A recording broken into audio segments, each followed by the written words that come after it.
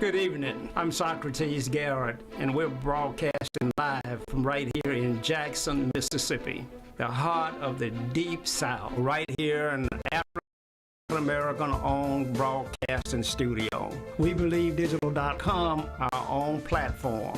And so it's critically important that in the African-American community, we control the narrative.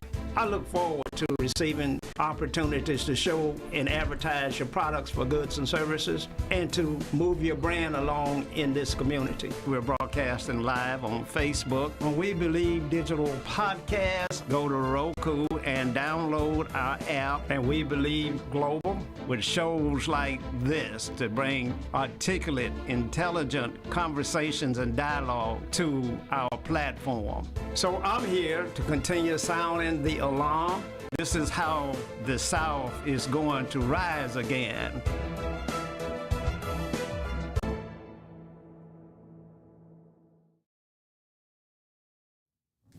Good evening, and welcome to Socrates Garrett Live. We're broadcasting live from right here in Jackson, Mississippi. Jackson, Mississippi, the capital of the great state of Mississippi. Now, you're watching us on Facebook, on YouTube, on WeBelieveDigital.com, on Instagram, on TikTok, all social media platforms. Now, if you're watching on those platforms, we need your attention and we need your involvement. If you're watching us on Facebook, go on and share this program with your friends and family. Send us stars. Join the fan club. If you're watching us on YouTube, then we want you to subscribe. We're in the middle of a subscription campaign. Our subscribers are growing every day. We look forward to one day rivaling my good friend Roland Martin with the great number of followers and subscribers that he has there. We believe that our content is worthy and of high quality and is deserving of your subscription. So if you're watching us on YouTube, go on and subscribe. You can find us there at We Believe Podcast. And you can see all of the reels and the short stories, etc. And everything's categorized there for you, so you can watch all of Socrates Garrett shows. You can watch all of Dr. Henderson shows. You can watch all of our great guests and in their shows right there on YouTube. Now, if you're watching us on WeBelieveDigital.com, we want you to share the program with your friends and family, and then we want you to hit the donate button. You know, it takes money to run this operation. It takes fuel, and your involvement and your participation is critically important to this mission. Nowhere will you find this kind of content being broadcast anywhere else in this country. Now, we tell it like it is. We sometimes make a few enemies here and there, but by and large, I believe that we're trying to reach those of similar minds and ideas that know that we have to come together as Mississippians. We have to come together all over the world, but a man's got to win at home. If you cannot win at home, then it's very difficult to believe that you can win abroad. And so I'm concerned about Mississippi. I was born in Mississippi back in 1946. That's quite some time ago. My father was born in 1910. So I have all of the experiences that he had growing up as a boy because he shared all of those things with me as we spent our time together during my formative years. So Mississippi has had some tough times and some hard spots that it has to overcome. We can do it, but we got to first identify what the problem really is. We are separated along the lines of race.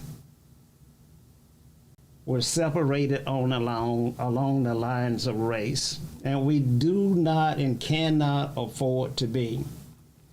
When you are last, as Mississippi is throughout the entire USA, when you are last, you must band together. You must join forces to put forth a collective fight to move yourself from the bottom. Now, 40% of Mississippi's population is African Americans. We must learn to celebrate that 40%. We must take ownership and take pride in the fact that we are the most diverse state in the country. Now, what does that mean for us? It means if we spent money and time building museums and blues trails and tourist events, if we develop the Pearl River and have beachfront property where blacks and whites can come together and enjoy themselves, then others throughout this country would flock to Mississippi. You know, right now, the only people that visit Mississippi are the ones that's interested in knowing how bad is it really down there. How are you able to survive? How would any African American in his right mind remain in Mississippi? They want to come and talk about the difficult times that we are experiencing as a minority group in Mississippi and what the hard history was. They want to hear the stories. And I get that. You got to come somewhere and learn firsthand what it was like. There's nothing like being in the battle itself. So I get that. But no one comes to Mississippi to share in our great tourism, our great economy, our great arts that we have. No one sees us in that way. And we got to fix that. And the only way we can do that is to have effective leadership. Now, leadership skills require some difficult decisions to have to be made. Now, I want to talk about difficult decisions tonight. You see, we had an election here on the 7th of November. And African Americans, while made some progress, and the number of African Americans who voted this time was greater than it has historically been. And so we saw some 38.9% of African Americans in Hinds County come out and vote. That was tremendous progress. On the statewide elections, we did not have a single African American that was able to win a statewide race in Mississippi. Now, I always say that we see that our strategy is not working, so we got to change it. This is painful, but we got to change it. Now, when you run four of the most competent people that you have, the very best talent that you have, for governor as a Democrat in the state of Mississippi, and you come up short each time, you must change strategies. You got to come up with a different play. You got to come up with a gimmick. You got to come up with a trick play. You got to come up with something that allows you to get over the hump. Now, when I say we ran the four most talented people, think about it. Barack Obama campaigned in Mississippi, but he could not carry this great state as a Democrat. Mike Espy campaigned and ran for statewide office in Mississippi, and he has been the commissioner of agriculture for the entire United States and the world. Mike was probably the most experienced person that we've ever had, having dealt with countries and food baskets all over the world as the commissioner of agriculture under the Bill Clinton administration. So when you talk about talent and you're talking about experience, any state would love to put forth a candidate with the credentials of Mike Espy. But Mike ran for the Senate and lost. Could not carry it. Then we put forth the Attorney General, Jim Hood. He had been a very popular Democratic Attorney General for 12 to 16 years. And probably could have remained in that office as long as he had wanted to. But he decided that he would put his name in the hat to run against Tate Reeves, a young man that had no credentials. He had done well coming out of the Treasury Department, worked in the finance arena, and then moved up into the governor's race, and he defeated Jim Hood. Jim Hood was one of the most talented Democrats we had. And so this time we ran Brandon Presley. Brandon Presley, a liberal Democrat who said on day one he was going to expand Medicaid, and he was going to cut the grocery tax in half, and he was going to do all of those things that would be beneficial to most Mississippians regardless of race. He was going to do all of those things, and yet he lost. So when you offer four of the best and you cannot win, you got to change strategies and you got to change your plays. Now, how do you do that? Well, let's look at it. Mississippi, 40% of the state is African American. 35% of that African American population is contained inside of the 2nd Congressional District. African Americans on the west side of I-55 from Greenville, Clarksdale, all the way down the river down to Natchez, Vicksburg, Port Gibson, etc., are in the 2nd Congressional District. Now, Congressman Thompson runs in the 2nd Congressional District, and he wins handedly against all comers all of the time. But the lines have been drawn to the fact that African Americans will have little or no influence in other races. So by that I mean, we don't have the ability to elect local, statewide candidates in those other districts. So African Americans have to change.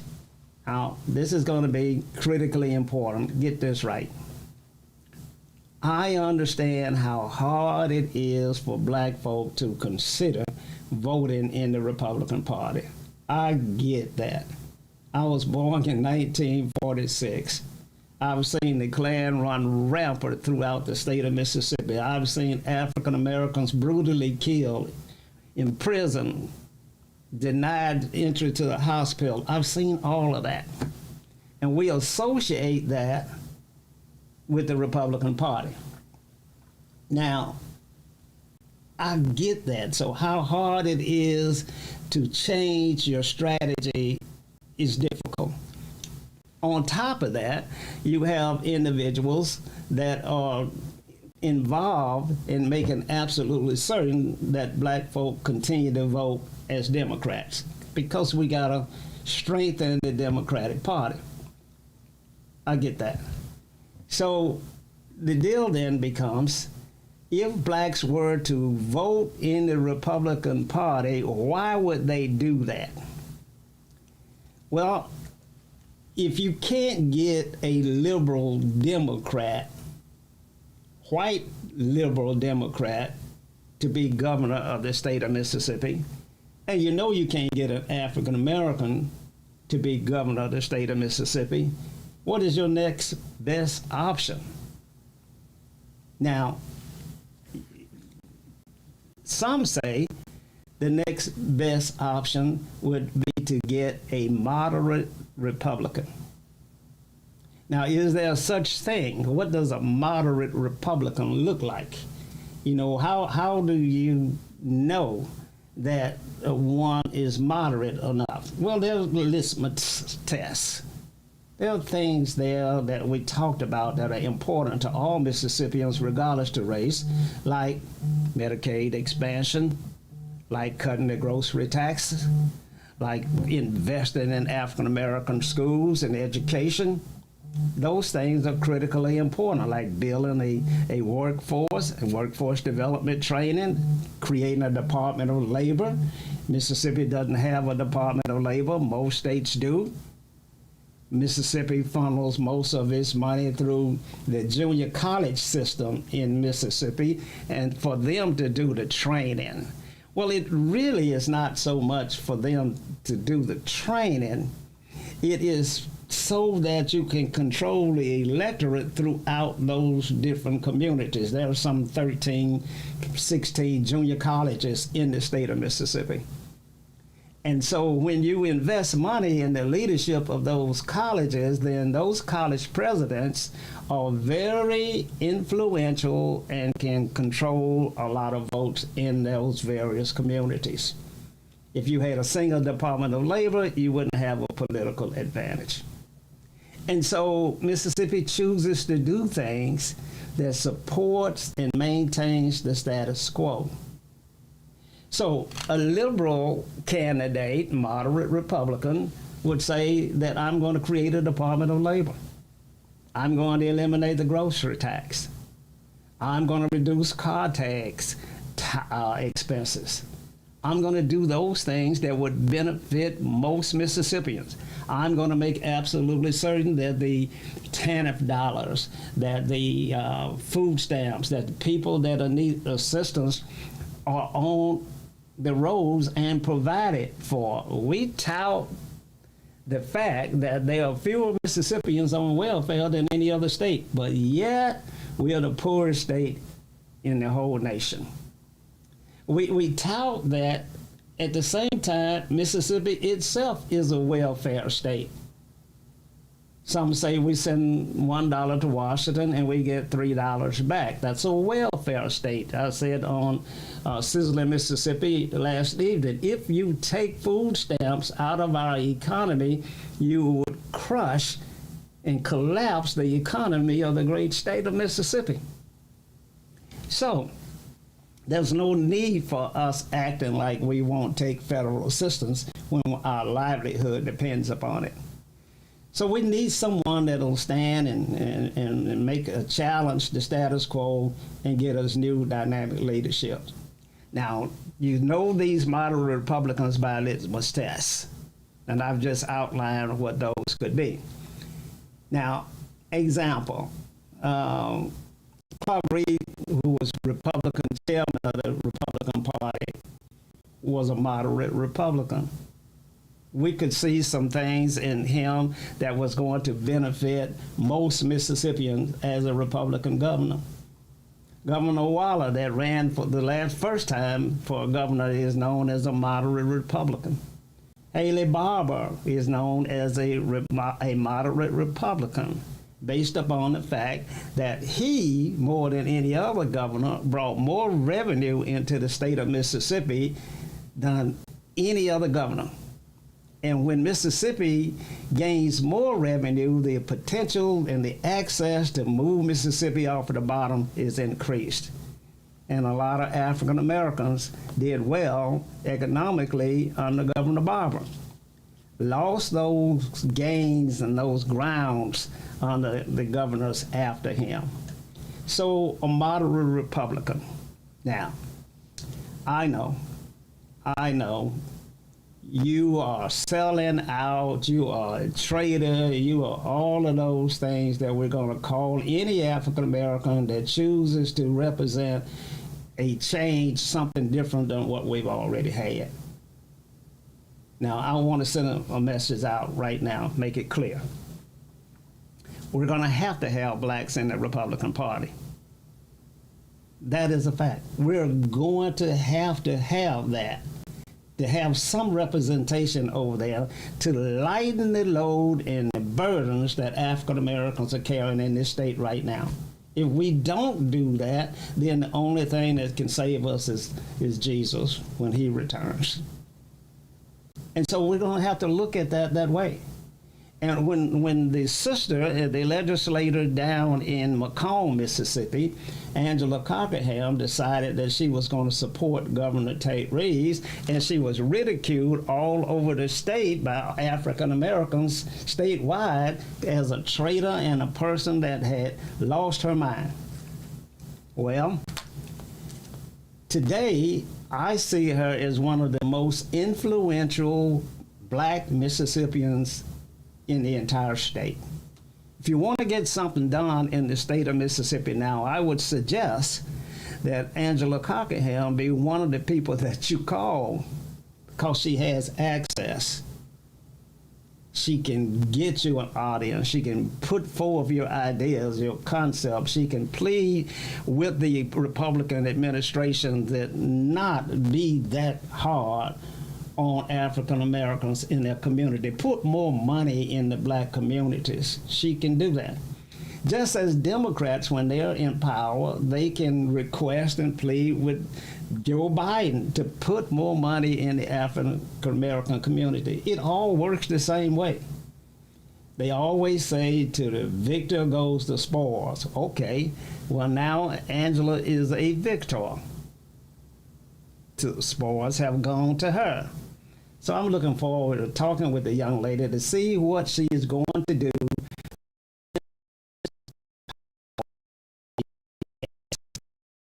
How she's going to call her chips in, and how we will see the impact of that move that she made that took tremendous courage.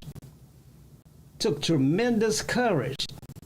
And as James Meredith once said to me, after she made that decision, she stood on her ground. Now the rest is history. Now, I don't want to in any way minimize the significant achievements that occurred in this last election, because we got 2 African Americans now elected.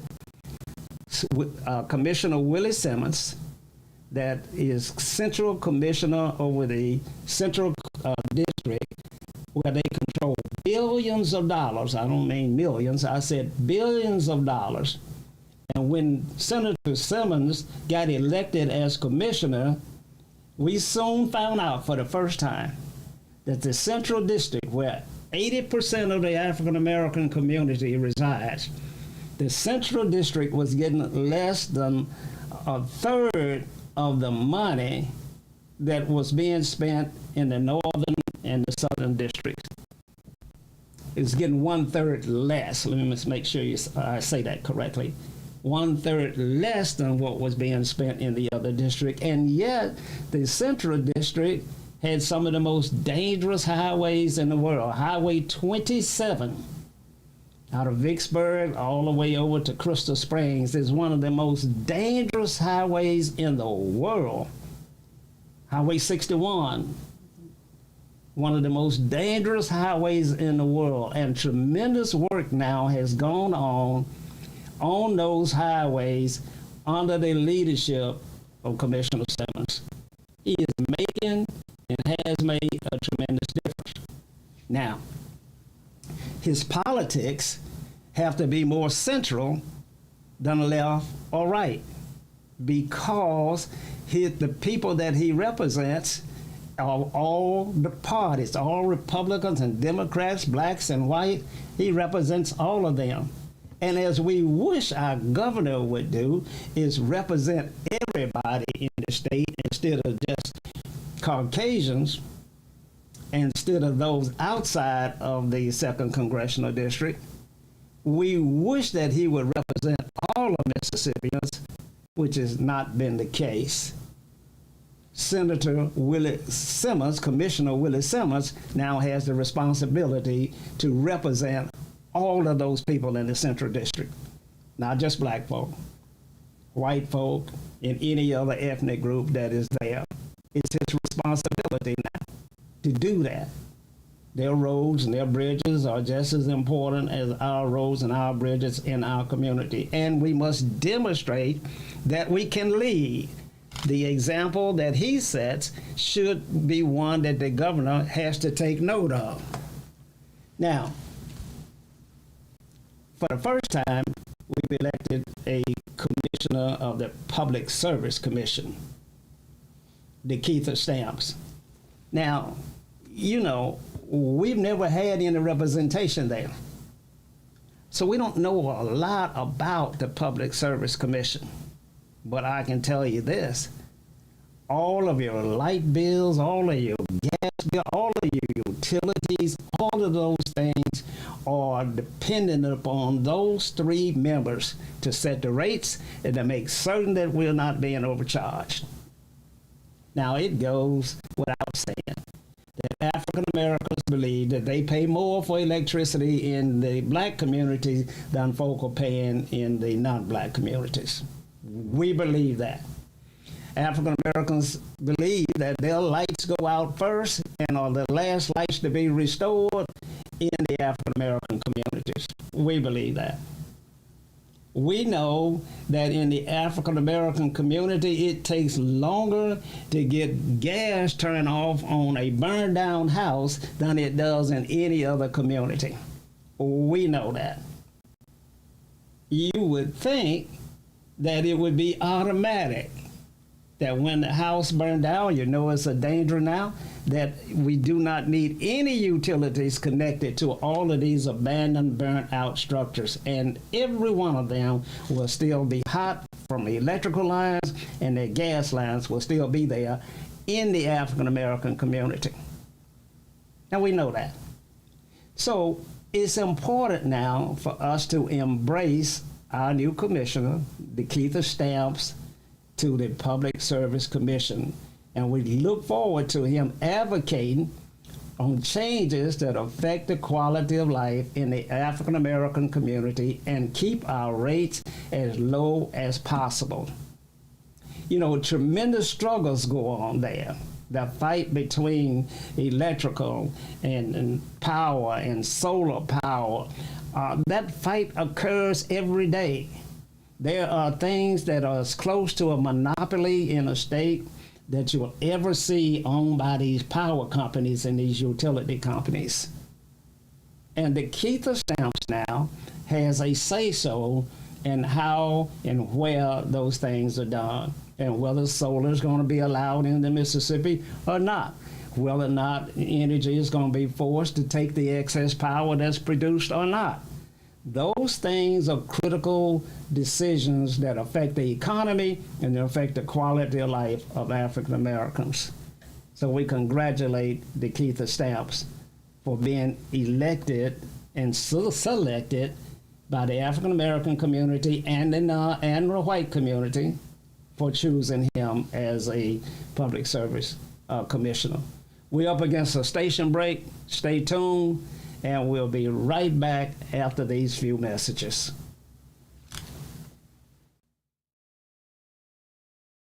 Are you dreaming of becoming an entrepreneur, but you're not sure where or how to start? At Entrepreneurs Academy 101, our online program will guide you step by step on how to start and grow your own business. We offer courses such as how to write a business plan, how to create a budget, and so much more. Our online training program is designed for you to learn at your own pace, and there's no set order to complete this program. Because our academy is online, you have the choice to learn with a group, with friends, or individually. Upon completion of the entire curriculum, you will receive a certificate of achievement to acknowledge that you have completed the training needed to become a successful entrepreneur. So enroll today to design the life that you love. Contact your entrepreneur coach, Brenda Myers, at 601-672-0695 or visit our website at www.entrepreneursacademy101.com for more information.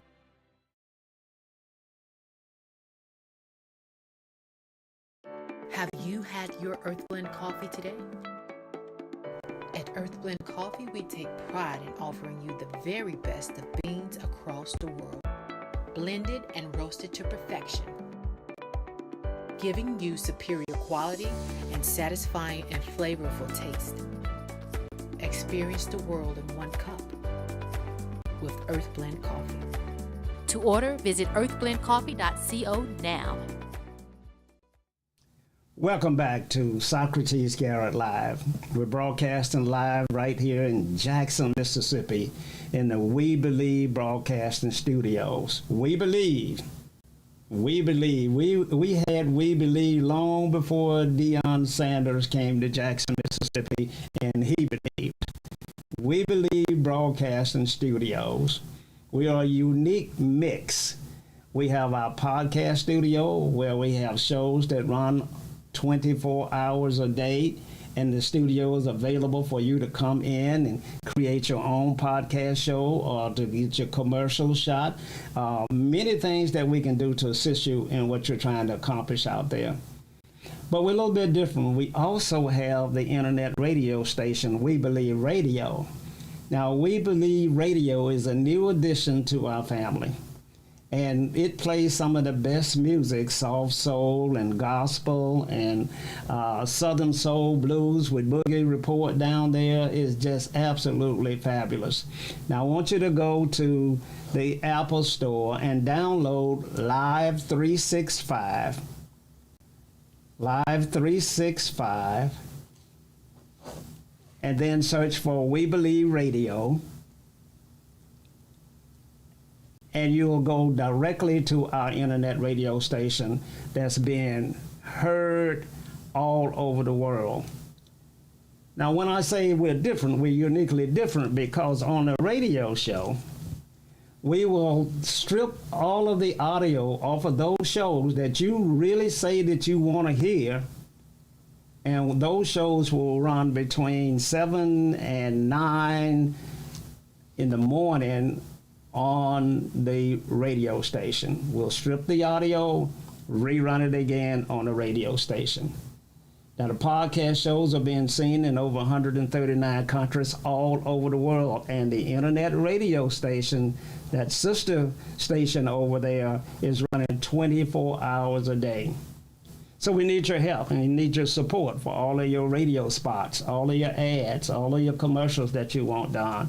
We're one of the only networks that I know that will bring you podcasts, radio, and print.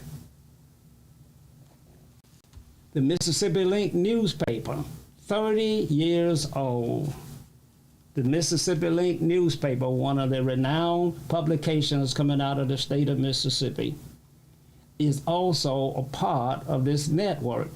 So you can come in and you can have a combination package that gets you both a podcast show and commercials on the podcast show, as you see the commercials running here tonight. You can also get your ads running on a radio station through We Believe Radio. And you can also have your ads running in the print edition of the Mississippi Link at a price that you can afford. So for the small man, for the little man, there's no place like this network to get your word out, to get your products out, get your brand out there. There's nobody that's going to do it like we can.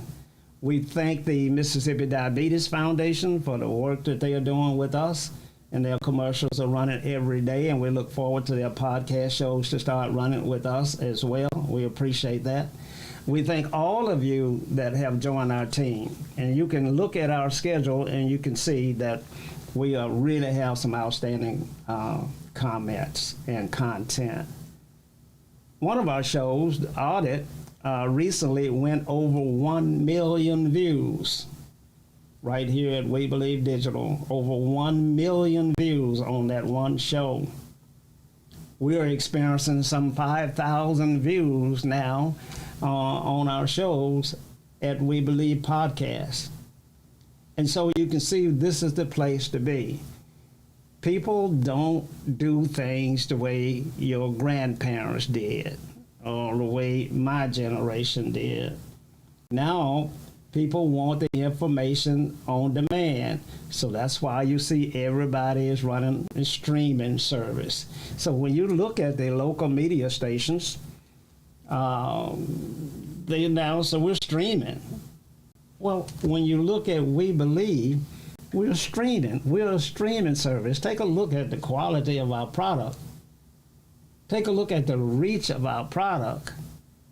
Take a look at the fact that we know that we have to invest in the African American community, and take a look at the ability for you to invest into it, into We Believe Digital, by either sponsoring shows or running your commercials here. This is the way you invest in it. And this is the way we can pump those dollars in the African American community and make them stay in there more than one time. It's not by accident that African American businesses hire more African Americans than anything other than the government. It's a fact. African American businesses hire more African Americans than anything other than the government. It's true. So if you want to get money in the community, then you have to invest in African American owned businesses. That's why it's so important. You see, when we see an African American owned grocery store or corner store, we see that as somebody running a business, but we don't see the impact that it's having in the community. It's stabilizing the community, keeping the area clean and safe. It's hiring African Americans that nobody else would hire, that everybody knows. People are not likely to rob their cousin. If your cousin is running the corner store, then you probably try to find somewhere else to go break in, because you know your cousin needs to keep that job. Just imagine if you came home and the store that was robbed by your nephew, and now you don't have a job in the morning. You would be harder on the individual than the police, because he's hurt that family. So it's critically important that you invest in African American businesses. Create an African American economy. Start right here. Start right here. Advertise with us. Let us cut your commercials for you. Have your own podcast shows. Advertise in the Mississippi Link newspaper. Advertise on the We Believe radio station. Let's turn this into a major media company. Oh, you can help. If you're an African American out there and you operate your own business, then you need to contact us. We can help you. If you're an African American that happens to be a middle manager in corporate America, we need you to fight for us. If you work at AT&T, we need you to fight for us to tell management there that you've seen this program, We Believe, a streaming service out of Jackson, Mississippi. We need to support them. Just try that. Tell them that. If you are over at C-Spire and you see this program and you know that C-Spire is not here with us, call it to their attention that here's an opportunity for us to invest in our community where we say we want to do all of the time. Here's an opportunity. Call 800-492-5186 or call me direct, Socrates Garrett, at 601-209-9199. Get in touch. Let us be your go-to media outlet. Let us film all of your things outside that you're doing. Let us chronicle those things for you. We have a mobile team and staff, and we're able to do that for you. I enjoyed my time last Saturday, or 2 Saturdays ago, down at the Bean Path. Young lady doing marvelous things there. My good friend Curtis Williams got me an interview with Natasha, and we look forward to doing great work with them. Those are the networks and the key things that we need. If you're working in a car dealership in Mississippi and you know that 40% of Mississippi is black, and did you know that 80% of your business and Cadillac sales are coming from African American, then call us. Show your appreciation for those that are buying your products and goods and service by putting some dollars back in the African American community. Invest in the community that's investing in you. Well, I get that. If you up at Patty Peck Honda, and they've done a great job with Rita B, that's their spokesperson, a very sharp young lady that's doing a wonderful job. But don't run all of the commercials on local media. Put some of your dollars in the streaming services like We Believe. We'll do a great job for you, and you know we will appreciate it. Now, I'm talking about the economy. And we gotta just know this. Dr. Henderson says, where black folk are in the majority, anywhere in the world, they must control 5 things. Now, he'll tell you what the 5 things are, but I'm going to focus on one of them. That is the economy. Where we are in control and in the majority, we must control the economy for our people, and we're not doing that. Now, not long ago, the Hinds County Board of Supervisors, which recently saw 3 of their members being sent home because the voters were upset. Now, I don't know exactly why the voters were upset, because normally the black community doesn't understand economics enough to be upset about it. But they sent them home. Now, to the 3 members that are going down there, we have to have some change in how the dollars that we send down there are spent. Now, recently, the Board of Supervisors issued bonds for about $15 million to build a parking garage over in Fondren. Fondren is in the city of Jackson. Wonderful. It's in Hinds County. Wonderful. But it's majority Caucasian. We've put another $15 million in a jail. The Hinds County issued bonds. Raised $15 million to build a jail. The project manager on the jail is a Caucasian. The majority of the contractors that's doing all of the work are Caucasians. The majority of the people that are working in building the garage in Fondren are Caucasians. So we put $34 million without a plan, without a word in the African-American community saying that of this $34 million, I need 25% of that $34 million to go into my black community.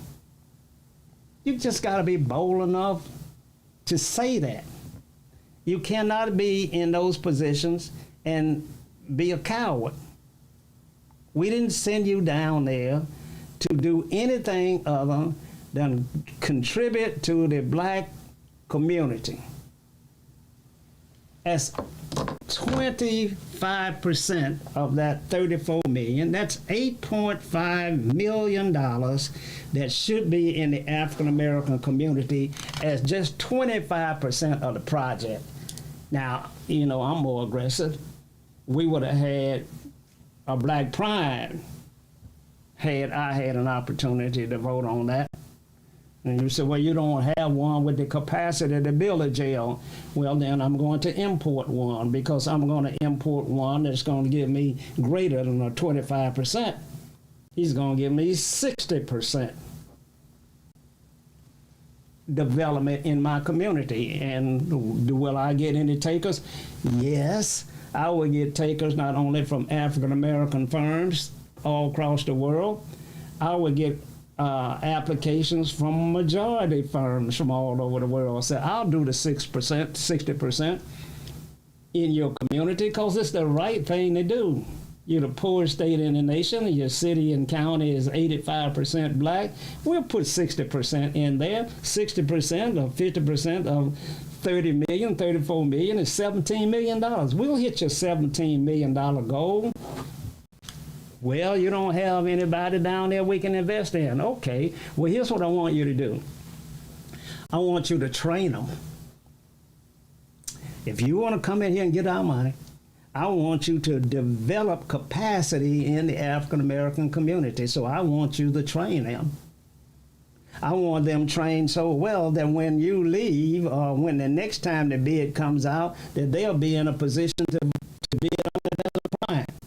Because you will have developed them. You will have helped. That's what we do when we go into third world countries. That's what we're going to do when we go into Ukraine. That's what we're going to do when we go into Israel. That's what we're going to do everywhere in the world except right here at home in the African American community, when it's controlled by African Americans. Now, I don't know. I think that's criminal. I think that in a city like Jackson, that if there is an African American out there that is not currently being utilized, a firm that 100% of his capacity is not being utilized, I think it's criminal.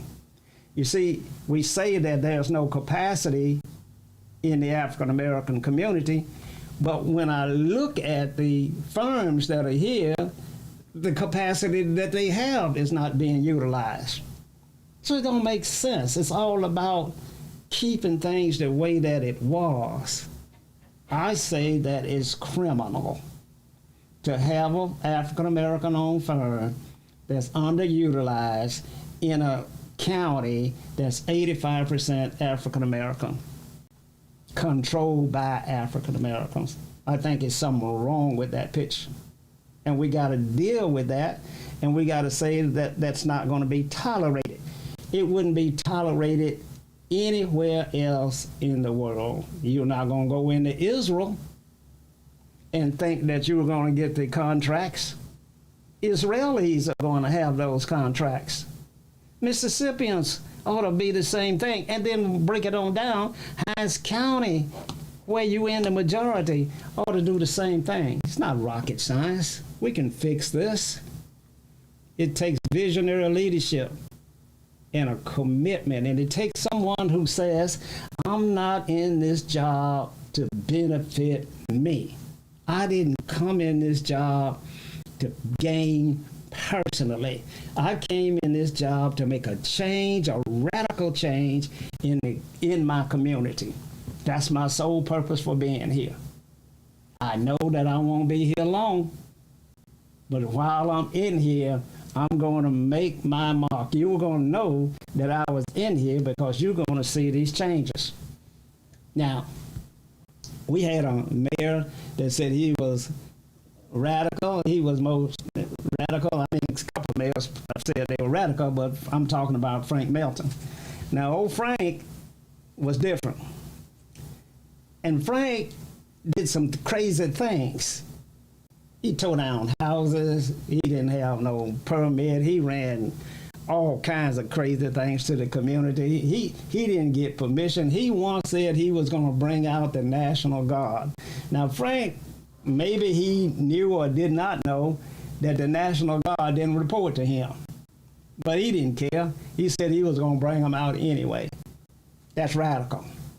Now, but Frank didn't focus on economics, on doing things on economics that's going to make a change in the quality of life for our people. He focused on the elimination of crime, and we need that. Let me make sure you understand this. We need all of the black organizations doing and carrying out the missions that they were created to carry out.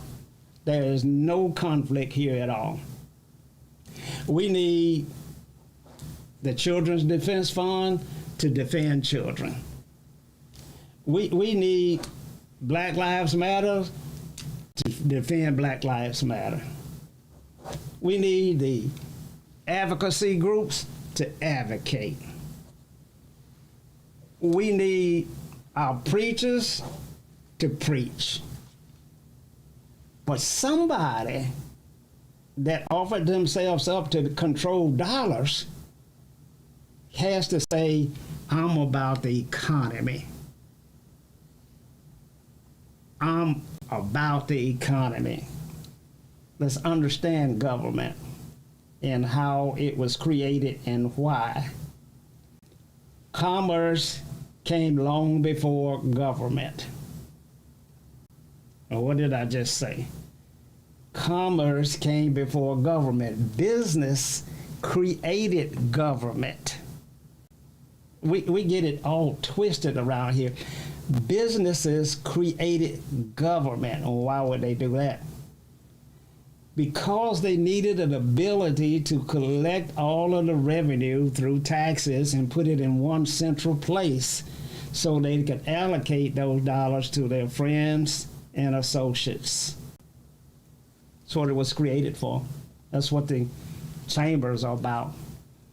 That's what these organizations were created to do. To allocate those dollars to their friends and their associates. Now, I don't want to change the model because I can't. I can't make Mississippi turn blue. I can't do it. but I can make the black electorate, where they are in charge, make certain that the dollars go to their businesses and their associates. Now, everything's been put in place to be able to make that happen. You see, you just got to be committed to it. The state government puts in place policies and procedures designed to keep all of the money going to the same place and to the same people. That's what they did. And they did that by creating things called state contracts. Okay, what does that mean? It means that if you are on the state contract, if you got a product that's listed on the state contract, that any agency in the state can buy any amount from you for a product without a bid or out a RFP about anything other than I'm awarding this to you. Joe is the superintendent of one school.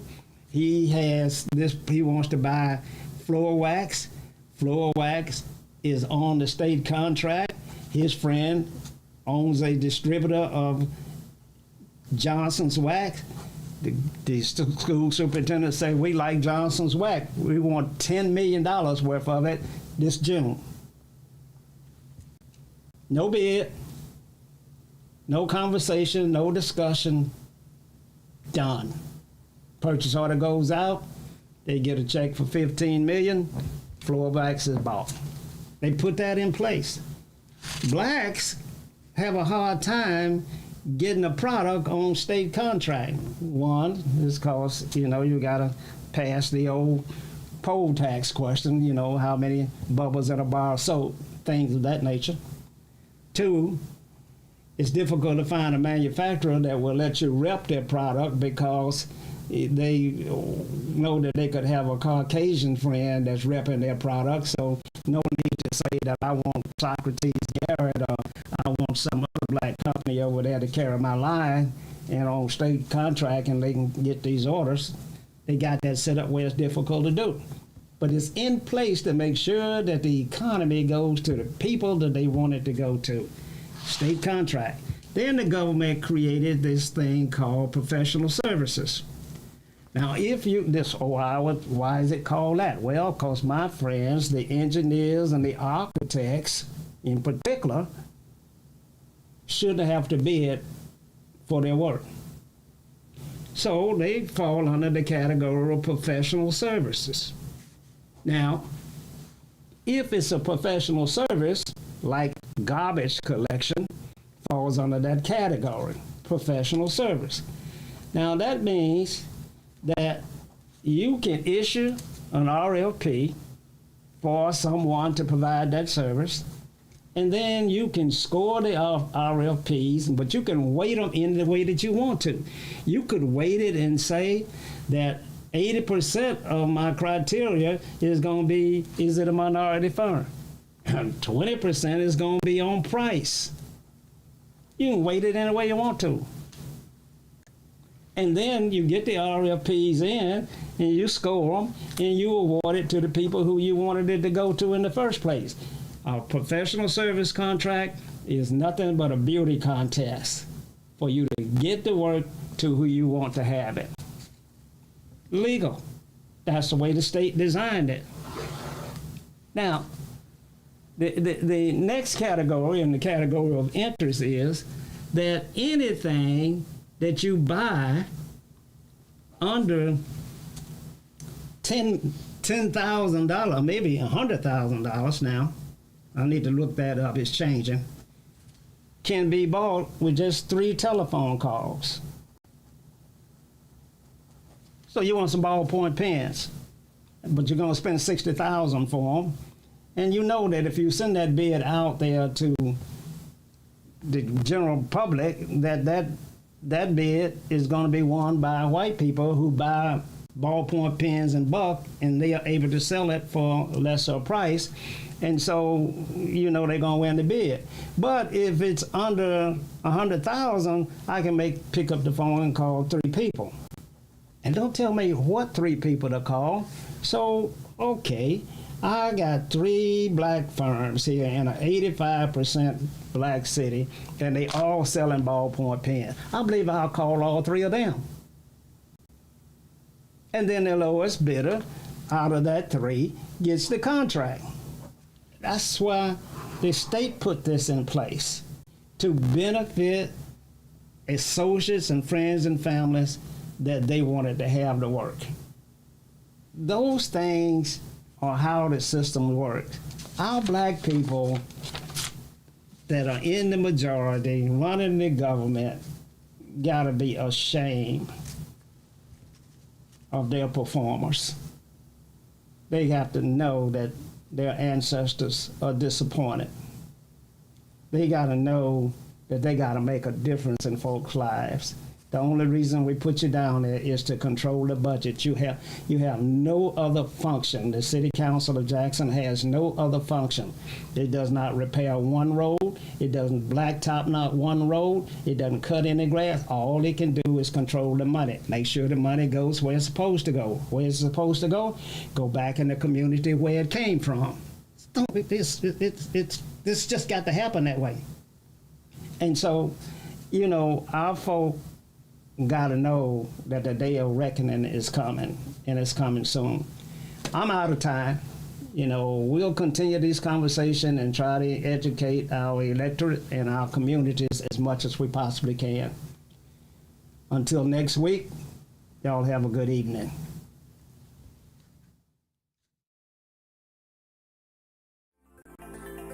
Looking for the hottest content in the city of Jackson and surrounding areas? Check out WeBelieveDigital.com. Also follow us on Facebook, Instagram, TikTok, and YouTube. We Believe Digital Podcast is here for all your